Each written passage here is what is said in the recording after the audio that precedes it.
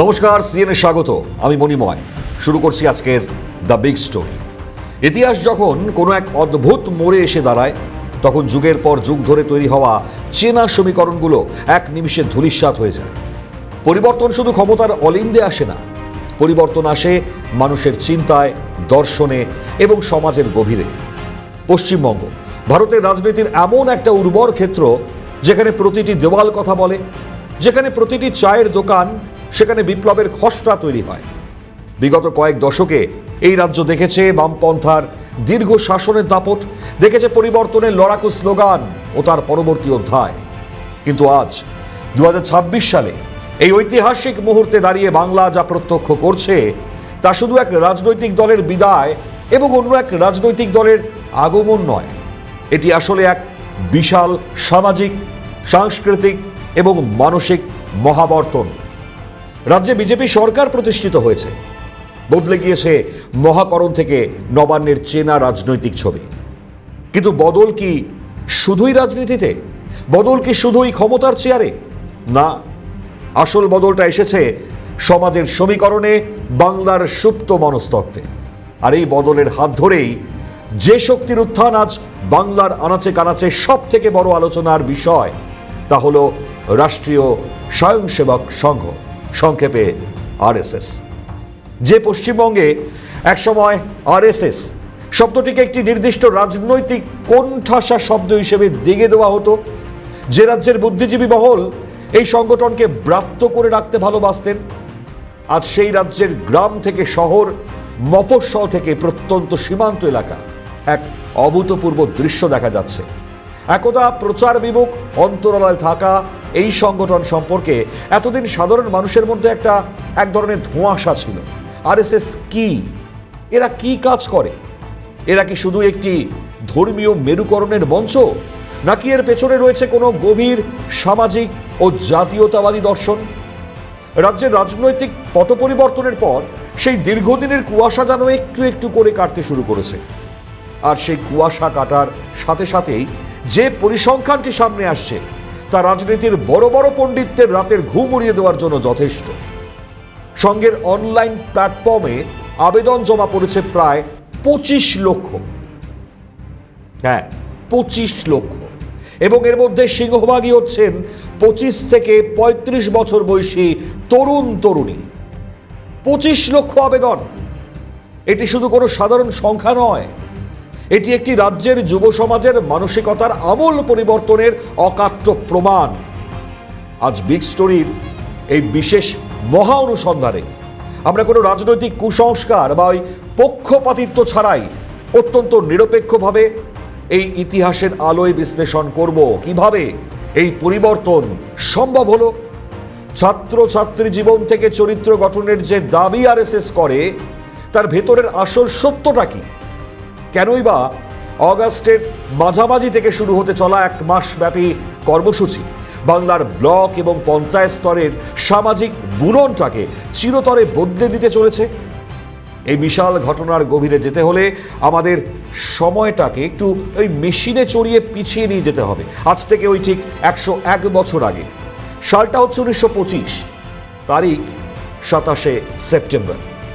সেদিন ছিল সনাতন সংস্কৃতির অন্যতম পবিত্র দিন, বিজয়া দশমী। ভারতের বুকে তখন ব্রিটিশ শাসনের জগদ্দল পাথর চেপে বসে আছে। একদিকে স্বাধীনতার জন্য সশস্ত্র বিপ্লবী আন্দোলন, অন্যদিকে মহাত্মা গান্ধীর নেতৃত্বে অহিংস সত্যাগ্রহ। ঠিক সেই অগ্নিগর্ভ সময় নাগপুরের এক জাতীয়তাবাদী চিকিৎসক ডক্টর হেডগেওয়ার অনুভব করলেন, ভারতকে যদি সত্যিই স্বাধীন করতে হয় এবং সেই স্বাধীনতাকে যদি চিরস্থায়ী করতে হয়, তবে শুধু ব্রিটিশদের দেশ থেকে তাড়ালেই চলবে না। ভারতের মূল শক্তি অর্থাৎ সমাজকে ভেতর থেকে শক্তিশালী করতে হবে। তিনি গভীর উদ্বেগের সাথে লক্ষ্য করলেন, শত শত বছরের বিদেশি শাসন, অভ্যন্তরীণ জাতপাত, ছোঁয়াছুঁয়ি এবং বিভেদের কারণে হিন্দু সমাজ তখন সম্পূর্ণ খণ্ড বিখণ্ড। একে অপরের পাশে দাঁড়ানোর মানসিকতাটুকুও সমাজ হারিয়ে ফেলেছে। এই আত্মগ্লানি এবং দাসত্ব মানসিকতা থেকে সমাজকে মুক্ত করতেই তিনি প্রতিষ্ঠা করলেন রাষ্ট্রীয় স্বয়ংসেবক সংঘ। লক্ষ্য ছিল অত্যন্ত সাধারণ কিন্তু গভীর। কোনো চটকদার রাজনীতি নয়, কোনো ক্ষমতার লোভ নয়। প্রতিদিন সকাল বা বিকেলে 1 ঘন্টার জন্য পাড়ার মাঠে জড়ো হওয়া, শরীর চর্চা করা, সুশৃঙ্খল চরিত্র গঠন করা এবং দেশের জন্য সর্বস্ব ত্যাগ স্বীকারের মানসিকতা তৈরি করা, যাকে আজ আমরা বিশ্বজুড়ে সংঘ পরিবার বলে জানি। অনেকেই মনে করেন আরএসএস বুঝি বাংলার মাটিতে হঠাৎ ওই আকাশ থেকে এসে পড়েছে, কিন্তু ইতিহাস এবং নথিপত্র ঘাঁটলে যেটা দেখা যায় তা হচ্ছে বাংলার সাথে সংঘের সম্পর্ক যা অত্যন্ত গভীর, নিবিড় এবং ঐতিহাসিক। সংঘের প্রতিষ্ঠাতা ডক্টর হেডগেওয়ার নিজে কলকাতা ন্যাশনাল মেডিকেল কলেজের ছাত্র ছিলেন। তিনি বাংলার বিপ্লবী আন্দোলনের অগ্নিগর্ভ দিনগুলোকে, বিশেষ করে অনুশীলন সমিতি ও যুগান্তর দলের বিপ্লবী কর্মকাণ্ডকে খুব কাছ থেকে প্রত্যক্ষ করেছিলেন। পরবর্তীতে আরএসএস এর দ্বিতীয় সরসংঘ চালক বা প্রধান মাধব সদাশিব রাও গোলওয়ালকার, যাকে সারা ভারত গুরুজি বলে ডাকতেন, তিনিও বাংলার আধ্যাত্মিকতায়, বিশেষ করে শ্রীরামকৃষ্ণ এবং স্বামী বিবেকানন্দের দর্শনে গভীরভাবে অনুপ্রাণিত ছিলেন। তিনি দীর্ঘ সময় সারগাছি রামকৃষ্ণ মিশনে কাটিয়েছেন এবং স্বামী অখণ্ডানন্দজির সান্নিধ্য লাভ করেছিলেন। শুধু তাই নয়, ভারতের ইতিহাসে আরএসএস এর রাজনৈতিক বা আদর্শগত শাখা হিসেবে পরিচিত জনসংঘ, যা আজকের ভারতীয় জনতা পার্টি বা বিজেপির প্রতিষ্ঠাতা ছিলেন বাংলারই এক শ্রেষ্ঠ বীর সন্তান ডক্টর শ্যামাপ্রসাদ মুখোপাধ্যায়। তাহলে যে রাজ্যের সাথে সংঘের এত গভীর ঐতিহাসিক ও আধ্যাত্মিক যোগ, সেই রাজ্যে আরএসএসকে কেন এতদিন প্রচারের আলোয় তা থেকে দূরে রাখা হয়েছিল? অন্তরালে থাকতে হলো কেন? এর উত্তর কিন্তু লুকিয়ে আছে স্বাধীনতার পরবর্তী অধ্যায়ের রাজনৈতিক সমীকরণে। দেশভাগ, এই দেশভাগের ভয়ঙ্কর যন্ত্রণা, ওপার বাংলা থেকে আসা লক্ষ লক্ষ শরণার্থীর ঢল, তীব্র অর্থনৈতিক সংকট এবং পরবর্তীতে নকশাল আন্দোলন এবং বামপন্থার আগ্রাসী উত্থান বাংলার সমাজকে এক ভিন্ন রাজনৈতিক দর্শনের দিকে নিয়ে যায়। শ্রেণী সংগ্রামের স্লোগানকে সামনে রেখে জাতীয়তাবাদের স্বর কিছুটা হলেও ম্লান হয়ে পড়েছিল, কিন্তু আরএসএস তাদের কাজ একদিনের জন্যও থামাননি। তারা কাজ করে গিয়েছেন প্রচার বিমুখ হয়ে। তারা জানতো রাজনীতির জল ওপর দিয়ে বয়ে যায়, কিন্তু সমাজের শিকড় থাকে মাটির গভীরে। চলুন একটা তুলনামূলক ছকের মাধ্যমে দেখে নেওয়া যাক আরএসএস এর কাজের পদ্ধতি সাধারণ রাজনৈতিক দলের থেকে ঠিক কতটা আলাদা।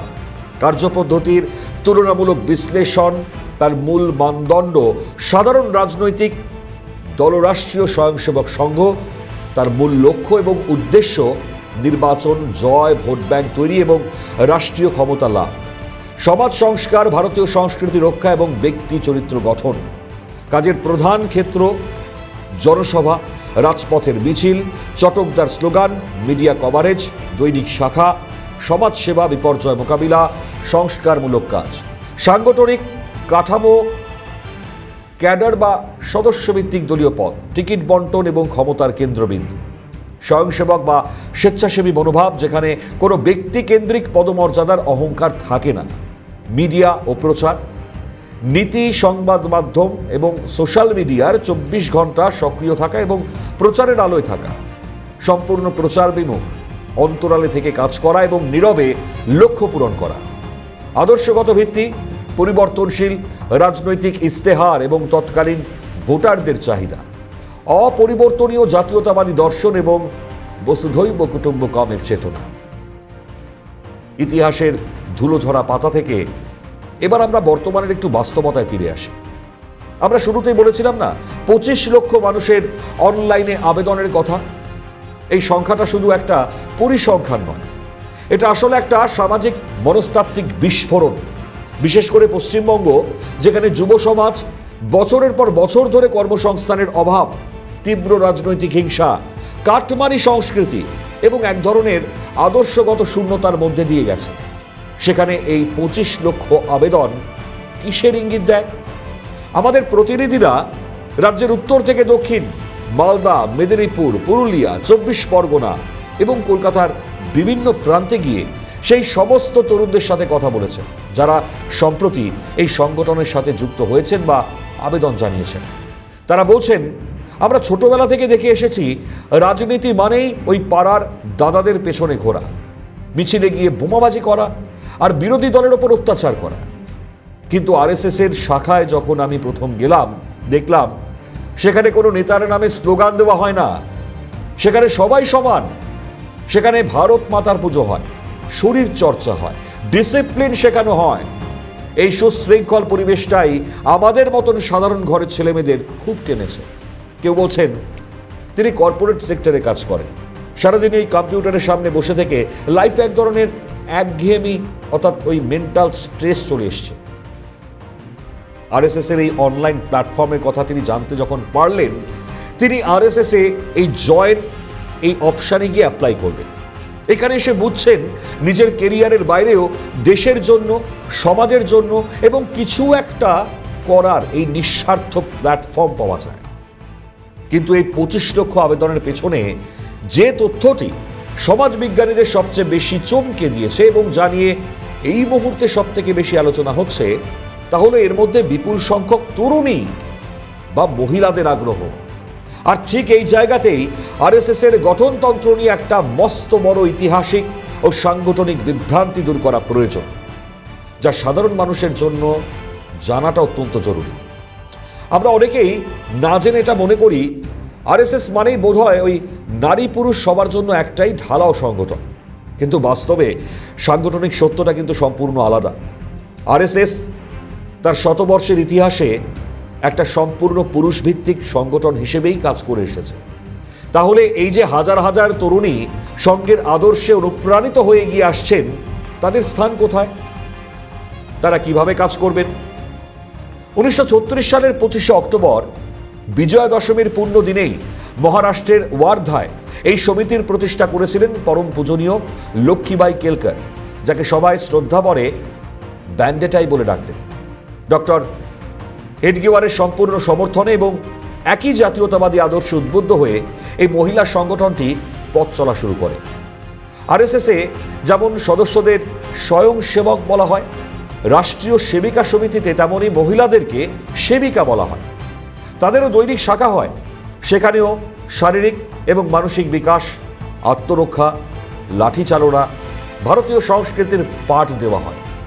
তাই পশ্চিমবঙ্গে আজ যে বিপুল সংখ্যক নারী শক্তি এই জাতীয়তাবাদী আন্দোলনের দিকে ঝুঁকছেন, তার মূলত এই রাষ্ট্রীয় সেবিকা সমিতির মাধ্যমেই নিজেদের সামাজিক, শিক্ষামূলক এবং সাংগঠনিক দায়িত্ব পালন করছেন। এটা কোনো সাব কমিটি বা উপশাখা নয়, এটা আরএসএস এর সমান্তরাল এক মহাশক্তি যা নারী জাগরণের কাজ করে চলেছে। অনলাইনে আবেদন নেওয়া বা ডিজিটাল প্ল্যাটফর্মে নাম নথিভুক্ত করা এক জিনিস, আর সেই জনশক্তিকে মাটিতে নামিয়ে এনে একটা স্থায়ী রূপ দেওয়া তা কিন্তু সম্পূর্ণ অন্য জিনিস। আরএসএস এই বিষয়ে অত্যন্ত দক্ষ এবং সুনিপুণ স্থপতির মতন কাজ করে। তারা খুব ভালো করেই জানে শুধু কলকাতার ড্রয়িং রুমে বা ওই সোশ্যাল মিডিয়ার দেওয়ালে দেশপ্রেমের লম্বা চওড়া কথা বলে সমাজ বদলানো যায় না। সমাজকে যদি সত্যিই বদলাতে হয়, তবে যেতে হবে ভারতের আসল হৃৎপিণ্ডে, অর্থাৎ গ্রামীণ ভারতে, গ্রাম বাংলায়। আর সেই কারণেই রাজ্যে নতুন রাজনৈতিক পরিবেশ তৈরি হতেই আরএসএস এক অভূতপূর্ব কর্মসূচির ব্লুপ্রিন্ট তৈরি করেছে।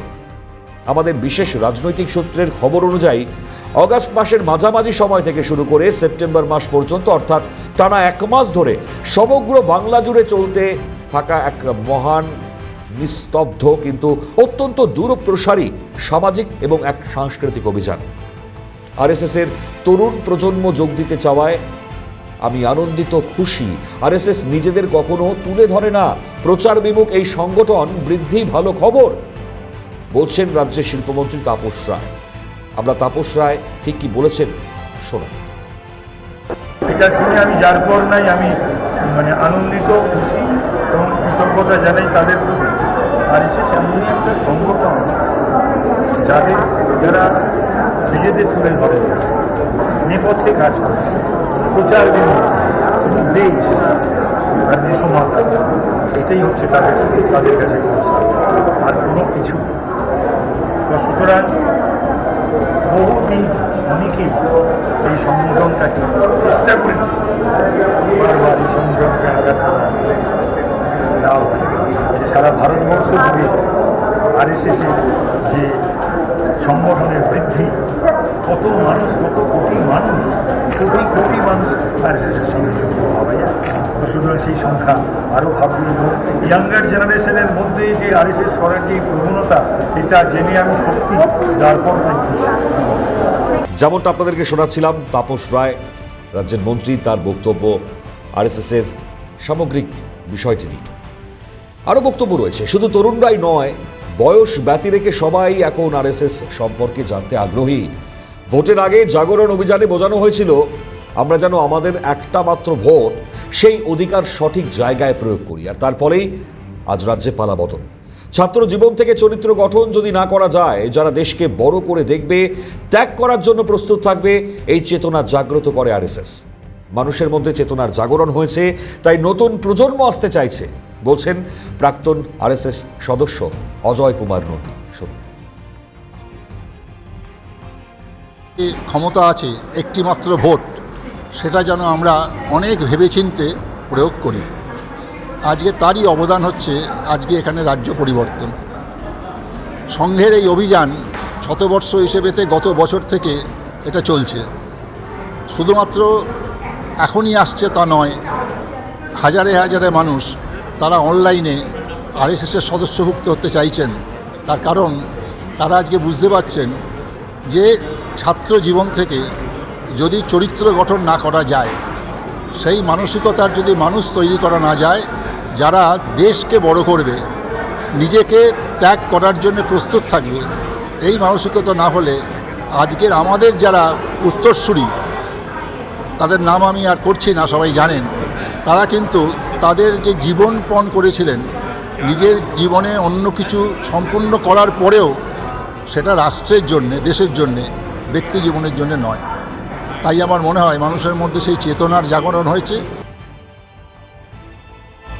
সংঘ 100 বছর ধরে কাজ করছে। এখানে একটা দমনপীড়নের মানসিকতা ছিল, এখন তা সম্ভব নয়, বলছেন কেন্দ্রীয় বিজেপি নেতা তথা ডক্টর শ্যামাপ্রসাদ মুখার্জি রিসার্চ ফাউন্ডেশনের চেয়ারম্যান অনির্বাণ গঙ্গোপাধ্যায়। শুনুন। সংঘ 100 বছর ধরে তার কাজ চলছে, সারা সমাজের সর্বস্তরে সংঘের কাজ চলছে এবং সারা দেশে সংঘের শাখা বাড়ছে। এখানে একটা দমন পীড়নের মানসিকতা ছিল, সেই মানসিকতা এখন কিন্তু সংঘ তার নিজের কাজ সমাজের সর্বস্তরে সর্বভাবে আজকে গত 100 বছর ধরে করছে। কংগ্রেসের আমলে, এমার্জেন্সির আমলে, নেহরুর আমলে, ইন্দিরার আমলে, এখন রাহুলের আমলেও তার আগে চেষ্টা করা হয়েছিল সংঘকে একেবারে দমিয়ে দেওয়া, ক্রাশ করা। সেটা আর এখন সম্ভব নয়। দেশ, সমাজ, ইন্ডিয়া ফার্স্ট এর কথা সংঘের একেবারে চিন্তনে সমাহিত হচ্ছে ভারতবর্ষ। ভারতবর্ষের একতা, অখণ্ডতা, ভবিষ্যৎ, ভারতবর্ষের শক্তি, ভারতবর্ষ বিশ্বগুরু হিসেবে এক মহাশক্তি হিসেবে উঠে আসবে, সংঘের এই মূল চিন্তন। তো সেখানে ন্যাশনাল ইন্টারেস্ট নিশ্চিত, সেই জন্যে আজকালকার যারা generation they are getting attracted. এই কর্মসূচির ভৌগোলিক বিন্যাস এবং রণকৌশলটা দেখলেই বোঝা যাবে সংঘের দূরদর্শিতা কতটা গভীর। তারা কিন্তু কোনো বড় শহরের 5 তারা হোটেলের অডিটোরিয়ামে এই অনুষ্ঠান করছেন না। তাদের মূল ফোকাস হলো পশ্চিমবঙ্গের প্রতিটি ব্লক, প্রতিটি গ্রাম, পঞ্চায়েত স্তর। কেন এই ব্লক স্তরকে বেছে নেওয়া? কারণ ব্লক এবং পঞ্চায়েতই হলো গ্রামীণ বাংলার আর্থ, সামাজিক এবং মানসিক জীবনের স্নায়ুকেন্দ্র।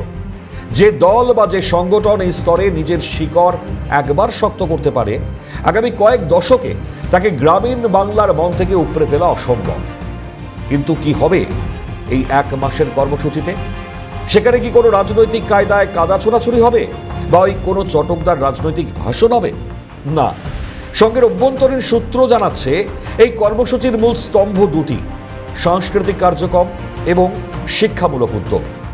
স্কুল এবং কলেজের ছাত্রদের জন্য বিশেষ সেমিনার এবং কর্মশালা, যেখানে মোবাইল আসক্তি দূর করা, সুশৃঙ্খল জীবনযাপন, মাদক বিরোধী চেতনা এবং নৈতিক শিক্ষার পাঠ দেওয়া হবে। বাংলার নিজস্ব ঐতিহ্য যা আধুনিকতার চাপে হারিয়ে যাচ্ছে, যেমন বাউল গান, কীর্তন, ছৌ নাচ, আলকাপ, এবং গ্রামীণ ঐতিহ্যবাহী খেলাধুলোকে কেন্দ্র করে ব্লক স্তরে সাংস্কৃতিক উৎসবের আয়োজন করা। ভারতের স্বাধীনতা সংগ্রামে বাংলার যে সমস্ত বিপ্লবীদের অবদান এতদিন বামপন্থী বা তথাকথিত ইতিহাসবিদদের দ্বারা অবহেলিত থেকে গিয়েছে, তাদের বীরগাথা প্রদর্শনের মাধ্যমে নতুন প্রজন্মের সামনে নিয়ে আসা। এবার আমাদের সেই আসল সত্যটার মুখোমুখি হতে হবে, যা নিয়ে রাজনৈতিক মহলে সব থেকে বেশি ফিসফাস চুলচেরা বিশ্লেষণ চলে। এই যে আজ রাজ্যে দীর্ঘদিনের শাসক দলের বিদায় ঘটল, বিজেপির সরকার ক্ষমতায় এলো, এর পেছনে আরএসএস এর ভূমিকা ঠিক কতটা ছিল? আমরা যদি একটু পেছনে ফিরে তাকাই, নির্বাচনের ঠিক আগে রাজ্য জুড়ে একটা নীরব কিন্তু অত্যন্ত তীব্র অভিযান চলেছিল, যার নাম দেওয়া হয়েছিল জাগরণ অভিযান। কোনো বড় মাইক ছিল না, কোনো ঝকমকে ফ্লেক্স ছিল না। সঙ্গের স্বয়ংসেবকরা গ্রামে গ্রামে বাড়ি বাড়ি গিয়েছেন। তারা সাধারণ মানুষের হাতে ধরে শুধু একটা কথাই বলেছিলেন, আপনার একটা মাত্র ভোট। এই ভোট আপনার অধিকার, আপনার অস্ত্র। এই অধিকার সঠিক জায়গায় প্রয়োগ করুন। এমন জায়গায় ভোট দিন যা আপনার সংস্কৃতিকে রক্ষা করবে, আপনার রাজ্যের ভবিষ্যৎ সুরক্ষিত করবে এবং সনাতন সভ্যতার মূল্যবোধকে সম্মান জানাবে। রাজনৈতিক বিশ্লেষকরা আজ এক বাক্যে স্বীকার করছেন, এই জাগরণ অভিযানই ছিল বাংলার নির্বাচনের আসল গেম চেঞ্জার। রাজনৈতিক দলগুলো যখন বড় বড় জনসভা আর চটকদার প্রতিশ্রুতির লড়াইতে ব্যস্ত, আরএসএস তখন মানুষের ড্রয়িং রুমে, রান্নাঘরে ঢুকে নিঃশব্দে জনমত তৈরি করছিল। আর তার ফলেই আজ রাজ্যে এই ঐতিহাসিক পালাবদল। কিন্তু এখানেই আসল টুইস্ট, সরকার তৈরি হতেই আরএসএস কিন্তু ক্ষমতার ভাগ নিতে নবান্নে ছুটে যায়নি। তারা কোনো মন্ত্রীপদ চায়নি, কোনো সরকারি সুযোগ সুবিধা নেয়নি। উল্টে তারা তাদের সামাজিক এবং সাংগঠনিক কাজ আরও বাড়িয়ে দিয়েছে। কেন? কারণ সংঘের দর্শন বলে ভোটের রাজনীতি বা সরকার গঠন করা তাদের মূল লক্ষ্যই নয়। তাদের লক্ষ্য অনেক বড়, তা হলো মানুষের চেতনার জাগরণ। তারা বিশ্বাস করে ছাত্র জীবন থেকে যদি একজন মানুষের চরিত্র গঠন না করা যায়, তবে সে কখনোই দেশকে নিজের স্বার্থের ঊর্ধ্বে স্থান দিতে পারবে না। তাই দেশকে বড় করে দেখা, দেশের জন্য নিজের ক্ষণিকের স্বার্থ ত্যাগ করে মানসিকতা তৈরি করাই হলো এই সংগঠনের মূল ইউএসপি। আজকে আর সময় নেই, তাই এই সামগ্রিক ছবিটাকে আপনাদের সামনে তুলে ধরলাম। বিগ স্টোরি থেকে বিদায় নিচ্ছি। অন্যান্য সব খবরের জন্য আপনাদের নজর থাক সিএনএন।